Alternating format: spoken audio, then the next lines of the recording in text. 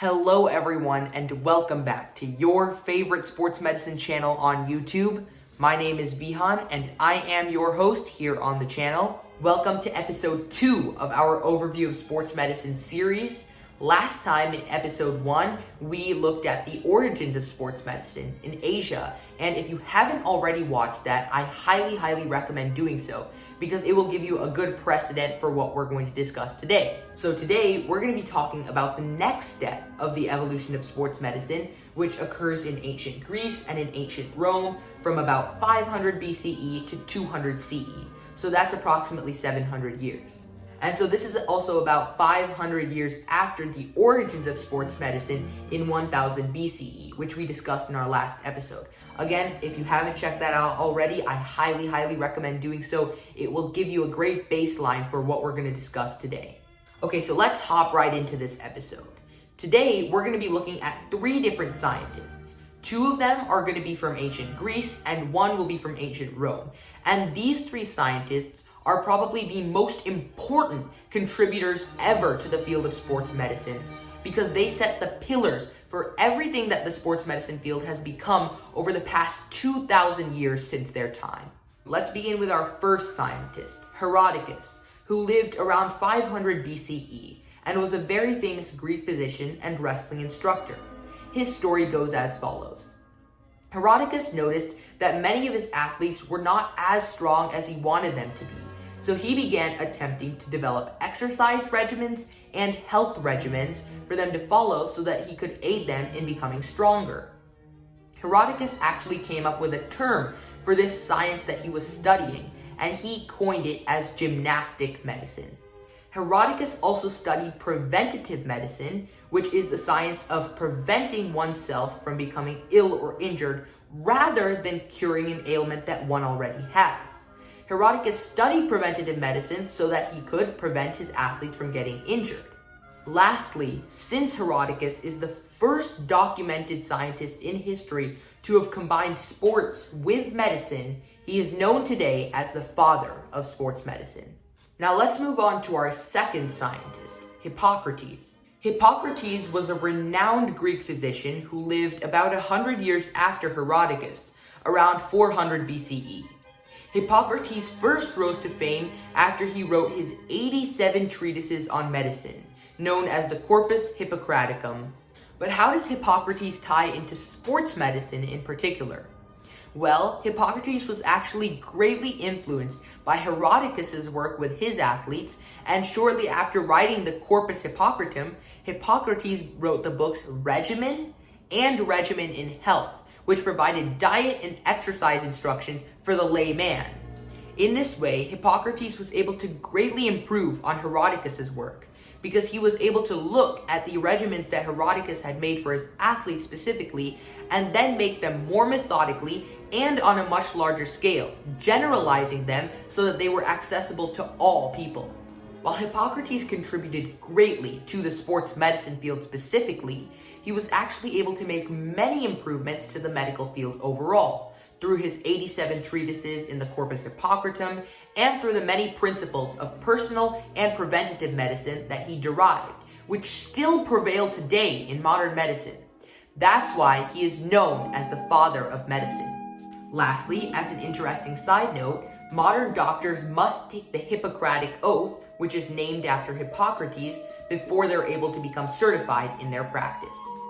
Now let's move to our third and final scientist, Claudius Galenos, who's better known as Galen. Galen, unlike Herodicus and Hippocrates, who were both Greek, was Roman and lived around the year 200 CE, which was approximately 600 to 700 years after the era of the Greek scientists.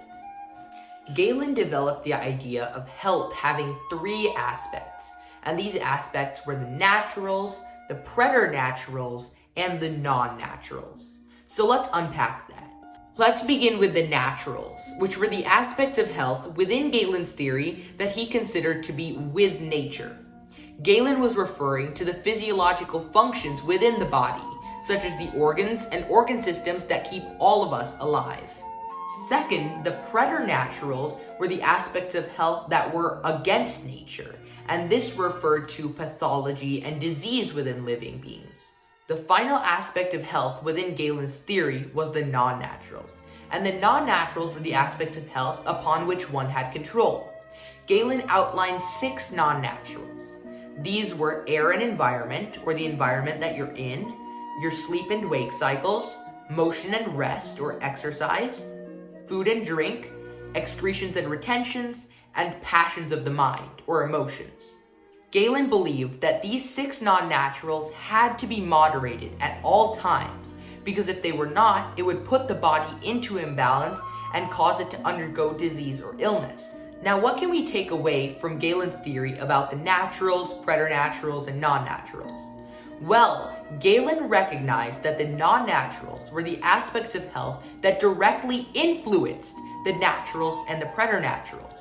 How? Because if you kept the non-naturals in check, you would be directly promoting your physiological function, and you would also be reducing your chances of getting ill, which means that you're promoting the naturals and diminishing the preternaturals, which is, of course, the goal.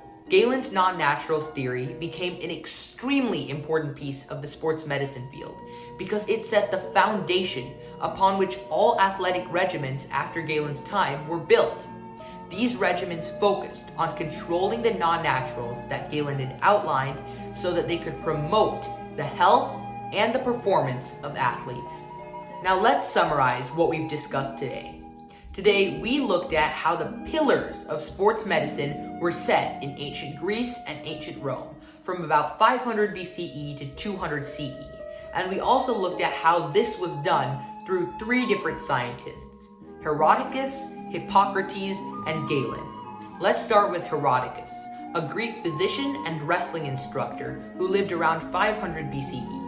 Herodicus studied what he called gymnastic medicine and developed the first athletic regimens with the goal of helping his athletes become stronger.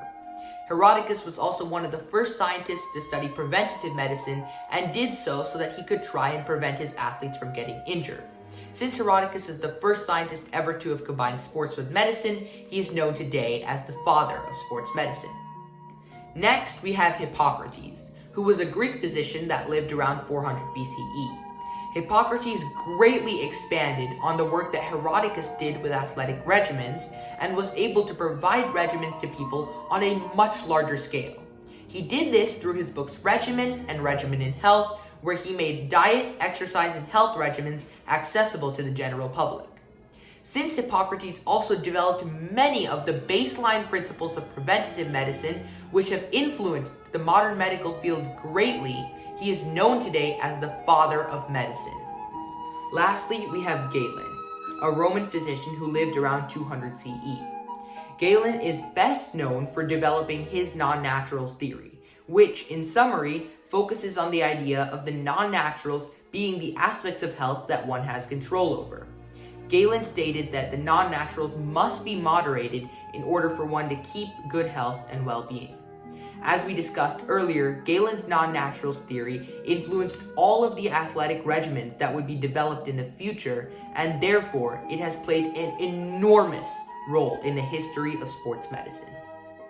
All in all, Herodicus, Hippocrates, and Galen should be considered today in all of our eyes as the founding fathers of the sports medicine field, because they set the pillars for everything that the sports medicine field has become over the past 2 millennia since their time. Thank you guys so much for watching this video. I had a great time today, and I hope you did as well. I hope you were really able to learn something about how the foundations of the sports medicine field were set in ancient Greece and ancient Rome.